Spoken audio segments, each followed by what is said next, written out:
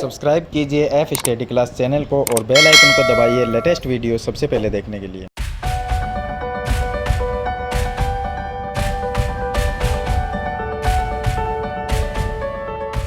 Hello students, आज इस video में हम कक्षा 9 की प्रश्नावली 7.3 का क्वेश्चन नंबर 4 शुरू करेंगे। पीछे वाली वीडियो मैंने आपको क्वेश्चन नंबर 1 से 3 तक के जो क्वेश्चन है वो मैंने आपको बता दिए थे।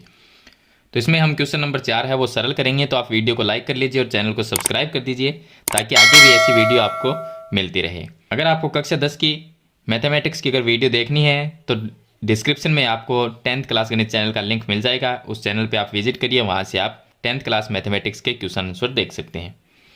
तो देखिए क्वेश्चन नंबर जो 4 है इसको हम सरल करेंगे। इसने क्या लिखा, इसने लिखा कि बीई और सीएफ एक त्रिभुज एबीसी के दो बराबर शीर्ष लंब है। यानी हमारे पास में एक त्रिभुज है एबीसी, उसके अंदर दो शीर्ष लंब है बीई और सीएफ है। आगे दिया गया कि आरएचएस सर्वांगता नियम से नियम का प्रयोग करके सिद्ध कीजिए। हमें कौन सा प्रयोग करना है? आरएचएस नियम प्रयोग करके सिद्ध कीजिए कि त्रिभुज एबीसी एक समद्विबाहु त्रिभुज है। यानी जो हमें त्रिभुज दिया गया है एबीसी, उसको हमें यह सिद्ध करना है कि वो क्या है? समद्विबाहु। यानी हमें उस त्रिभुज में दो भुजा को बराबर करना है। अब दो भुजा बराबर करने के लिए हम सर्वांग समता नियम ही लगाएंगे। तो देखिए इसमें जो चित्र दिया नहीं गया, चित्र बनाना पड़ेगा। तो मैंने ये चित्र बनाया है, तो इससे हम समझते इस चीज़ को कि देखिए हमें क्या दिया कि बी ई और सी एफ। तो ये हो गई बी, देखिए ये बी है और ये ई, तो ये हो गई बी ई और इधर है ये सी एफ। ये दो क्या है? ए बी सी जो त्रिभुज है इसके अंदर शीर्ष लंब है और दोनों क्या है? शीर्ष लंब बराबर है, यानी ये इसके बराबर है। ये दोनों आपस में क्या है? बराबर है। यानी बी ई और सी एफ बराबर है, ये इसने यहाँ पर लिखा है। आरएचएस नियम का प्रयोग करके हमें सिद्ध करना है कि ये एक एबीसी क्या है? एक समद्विबाहु त्रिभुज। यानी एबीसी जो त्रिभुज है उसमें हमें दो भुजा को बराबर सिद्ध करना है। अगर हम दो भुजा बराबर कर देते हैं तो इसका मतलब एबीसी क्या है? एक समद्विबाहु त्रिभुज है। तो हम क्या करेंगे? एबी बराबर बीसी जो है बराबर करेंगे दोनों को। तो ये चीज़ हम सिद्ध करेंगे कि एबी बराबर बीसी। तो अब इसमें देखिए इसको सर्वांग सम करने के लिए हम क्या करेंगे कि हम कुछ इस तरह के त्रिभुज लेंगे। देखिए जैसे कि एक त्रिभुज तो हम ये लेंगे यहाँ पर बी एफ सी, ये त्रिभुज लेंगे बी एफ सी, ये त्रिभुज लेंगे। इसका मैं चित्र दोबारा बनाऊं तो ये इस तरह का त्रिभुज है। देखिए इसका एक बार चित्र बना देता हूं मैं फिर से इस तरह से। एक तो हमने के लिए बी एफ सी और एक लेंगे सी ई बी, एक ये लेंगे। तो ये मैं दोनों चित्र फिर से एक बार बना देता हूं। तो कुछ इस तरह के ये चित्र है।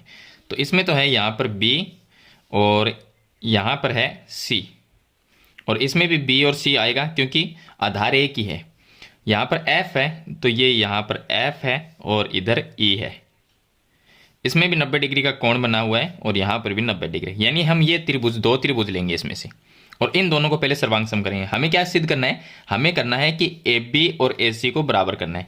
तो ए बी ए सी को ऐसे तो बराबर कर नहीं सकते हम डायरेक्ट, तो इसके लिए ये त्रिभुज लेंगे। अब देखिए इन त्रिभुज में ये इतनी भुजा, ये जो एफ बी एफ है ये भुजा और ये सी ई ये भुजा, पहले हम इन दोनों को बराबर कर लेंगे। फिर यहाँ से अलग अलग ये त्रिभुज और ये त्रिभुज लेंगे, इनमें एक भुजा ये एक भुजा ये, इनको बराबर कर लेंगे। फिर इनको प्लस कर देंगे तो ये ए बी और ए सी भुजा बराबर आ जाएगी। तो इस तरह से करेंगे। तो पहले आपको ये करना है कि ये दो त्रिभुज लेने सर्वांग सम करना है। अब इसमें बराबर क्या है? बी ई और सी एफ बराबर है, तो हम क्या लिखेंगे? ये बी ई और ये सी एफ ये बराबर है। यानी ये बी ई और ये सी एफ बराबर है। तो इनको सर्वांग सम करने के लिए हमें तीन शर्त लागू करनी होगी। तो अब इसमें देखिए साथ में 90 डिग्री का कोण भी है, तो ये क्या है? एक समकोण त्रिभुज इसको कह सकते हैं कि ये समकोण त्रिभुज है। इसमें ये भुजा जो है सी एफ और ये बी ई ये दोनों बराबर है। बी सी इसमें भी है और बी सी इसमें भी है। यानी बी सी क्या है? कॉमन है, एक ही भुजा है, बी सी के ऊपर टिके हुए हैं दोनों त्रिभुज। तो बी सी बराबर बी सी आ जाएगी, तो ये इसके बराबर हो जाएगी। और 90 डिग्री का कोण है वो इस 90 के बराबर हो जाएगा। तो सर्वांग सम हो जाएंगे दोनों त्रिभुज।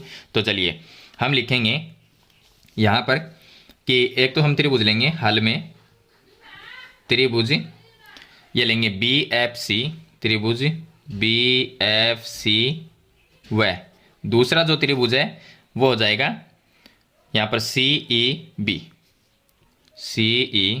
बी। ये दो त्रिभुज लेंगे। दोनों त्रिभुज में एक तो हम ये लिखेंगे कि सी एफ, ये जो सी एफ और बी ई ये बराबर है आपस में, तो हम लिख देंगे सी एफ बराबर बी ई, ये लिख देंगे।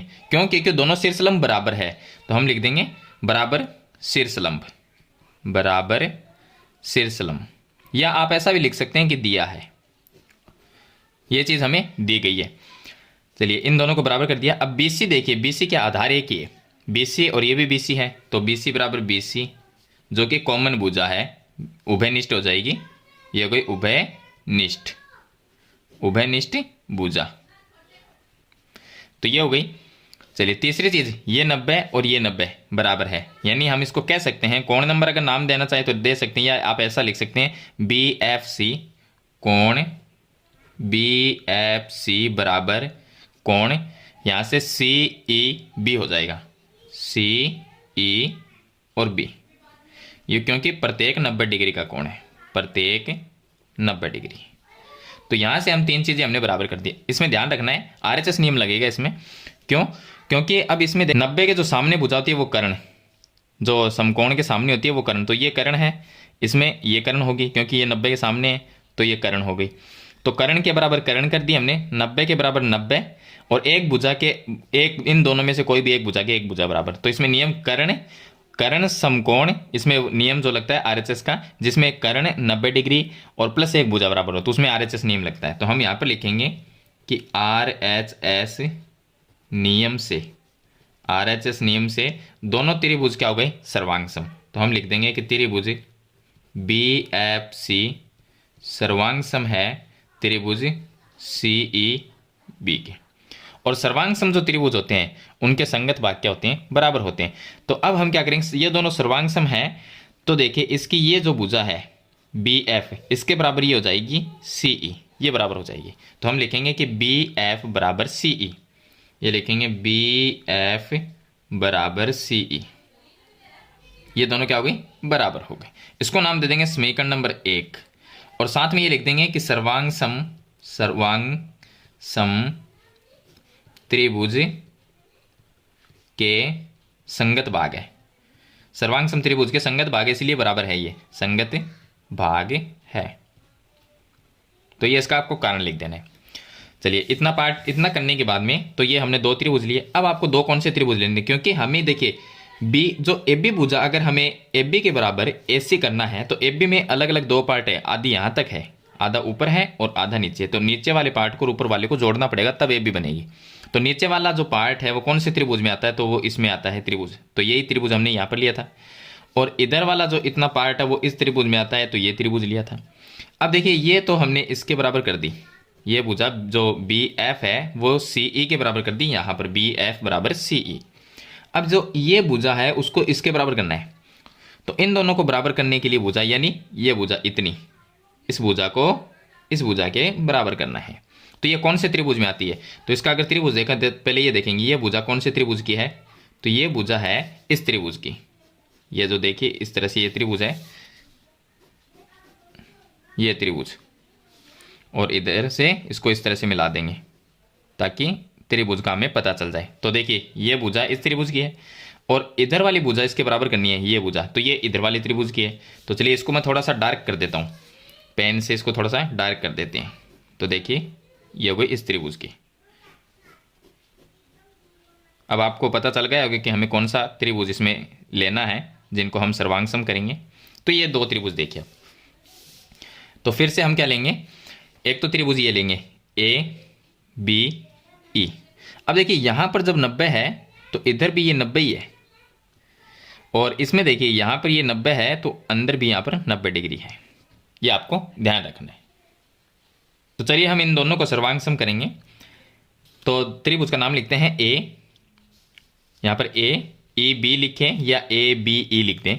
तो यहाँ पर हम लिखेंगे कि अब त्रिभुज कौन सा हो गया? ABE, त्रिभुज ABE। वह दूसरा त्रिभुज देखिए, एक तो हमने ये लिया है ABE और दूसरा ACF, तो दूसरा हो गया ACF में, इन दोनों त्रिभुज को सर्वांग सम करना है। तो तीन चीजें इसमें भी हमें लागू करनी है, 300 जो बराबर करना होगा। तो तीन भाग कौन से बराबर करेंगे? तो देखिए, अगर इधर वाले त्रिभुज की बात करें तो इसमें ये भुजा जो BE और इधर वाले त्रिभुज की ये भुजा CF, ये दोनों क्या है? बराबर है, क्योंकि बराबर शीर्ष लंब है। तो हम क्या लिख सकते हैं? हम ये लिखेंगे कि BE और CF बराबर है, BE बराबर CF। इनके देखिए त्रिभुज के नाम है, उनमें भी ये भुजा आ रही है BE और यहाँ पर CF। तो ये दोनों क्या है? बराबर, जो कि हमें दिया है। ये तो क्वेश्चन में दिया गया है कि शीर्ष लंब दोनों ही बराबर है। चलिए, तो इसके बराबर हमने ये कर दी, एक हो गया। अब जो कोण A है वो दोनों त्रिभुज का कोण है। अगर ये त्रिभुज लें तो भी कोण A आएगा, इधर वाला लेंगे तो भी कोण A आएगा। इसका मतलब कोण A क्या है? कॉमन है। तो हम क्या लिखेंगे? कोण A बराबर कोण A। ये क्या है? उभयनिष्ठ कोण, उभयनिष्ठ कोण। चलिए, दो भाग हमने बराबर कर दी। तीसरा कौन सा करेंगे? देखिए, ये भी 90 है यहाँ पर और यहाँ पर ये भी 90 है।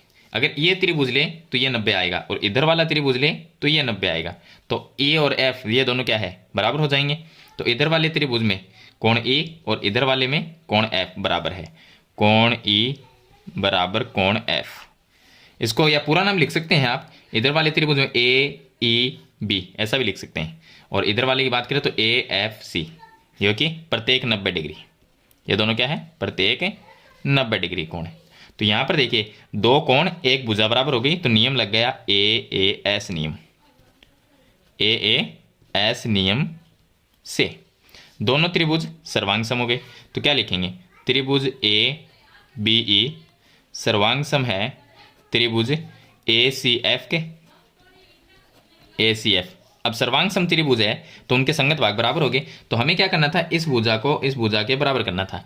तो ये त्रिभुज इधर वाला और इधर वाला त्रिभुज अगर सर्वांग सम है दोनों, तो इधर वाले त्रिभुज की ये भुजा, सॉरी इधर वाले की ये भुजा AE, तो देखिए AE ये बराबर होगी किसके?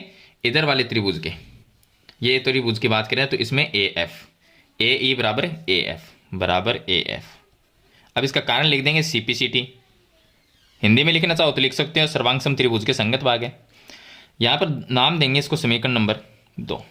अब समीकरण 1 और 2 में हमें क्या करना है? AB पूरी भुजा के बराबर AC भुजा को सिद्ध करना है। हमें AB भुजा देखिए दो भाग में है। AB कौन सी है? AF और FB, AF और BF। अगर AF और BF को जोड़ते हैं तब AB बनती है। तो यहाँ से देखिए, एक तो है AF और दूसरा BF, ये हो गए BF।